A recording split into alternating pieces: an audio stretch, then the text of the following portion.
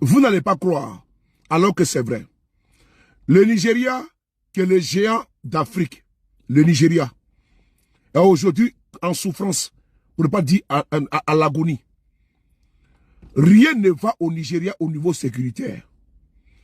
La CEDEAO est prompte à envoyer des soldats au Bénin, surtout le Nigeria.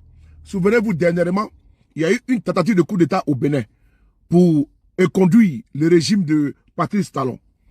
Le Nigeria, comme l'a dit le président béninois, Patrice Talon, a envoyé un avion de précision pour frapper ceux qui ont voulu la base des putschistes. D'ailleurs, il a même ajouté une frappe chirurgicale bien millimétrée.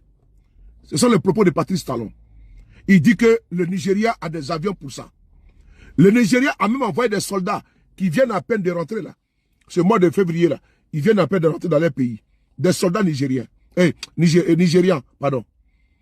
Alors que pendant qu'ils sont au Bénin, en train de surveiller les pouvoirs de Patrice Talon, qui a mis la démocratie béninoise à coupe réglée, mais au Nigeria là, c'est grave. Jusqu'à ce que les Américains décident d'envoyer des soldats au Nigeria. Oui, vous m'avez bien compris. Les Américains ont décidé d'envoyer des soldats au Nigeria. Mais regardez la CEDEAO et ses incongruités. Quel paradoxe. Voici des pays, le Bénin, le Nigeria, la Côte d'Ivoire, qui étaient ici sur les grands chevaux pour envoyer des soldats, des bataillons, je dis bien des bataillons, au Niger pour aller réinstaller Bazoum. Encore, au Nigeria encore, ils ont décidé, ils ont même acté l'envoi de ces soldats-là.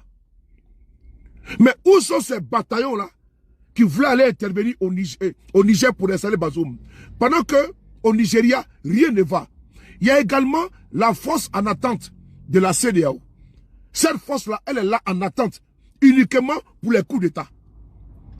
Comment vous pouvez mettre des milliards dans une force dite en attente pour parer au coup d'État?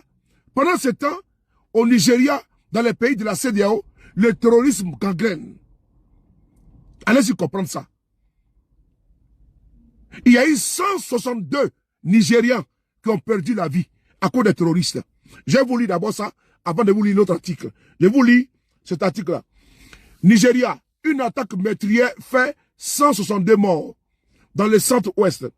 Au moins 162 personnes ont été tuées le mardi 3 février dans une attaque menée par des hommes armés dans le village de Woro, dans l'est de Kwara, au centre du Nigeria.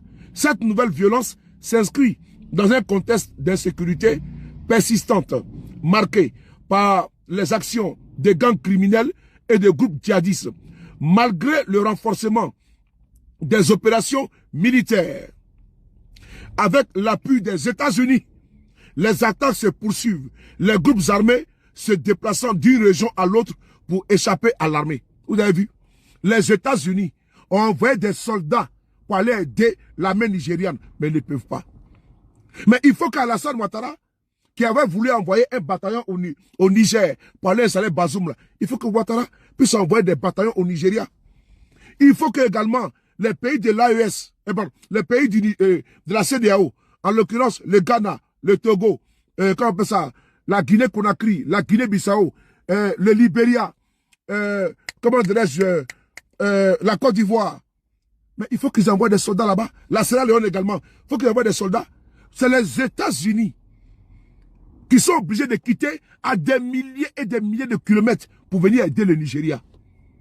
Allez-y comprendre ça. Est-ce que c'est pas honteux pour l'Afrique?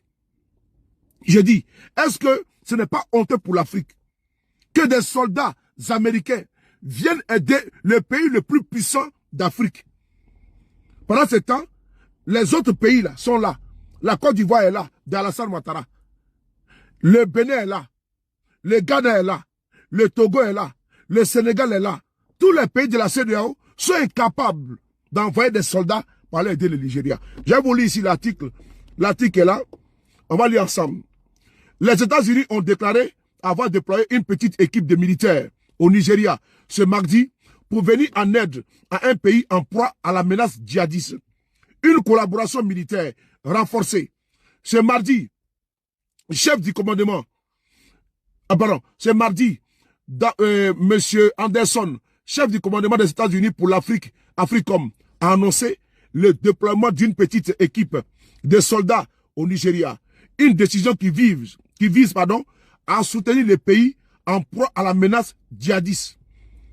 Bon, moi je pose la question, où sont les pays de la CEDEAO pour aider le Nigeria, qui est aujourd'hui en souffrance? Quel paradoxe. Voici des gens qui aujourd'hui sont insensibles à la souffrance du peuple nigérian. Mais si c'était dans l'AES qu'il y avait eu ces massacres, mais non, on n'allait pas respirer ici. Ils allaient dire non, Assimi Goïta a échoué, Ibrahim Traoré a échoué, Tiani a échoué. Mais regardez, 162 personnes, un carnage total. Silence radio, quelle hypocrisie.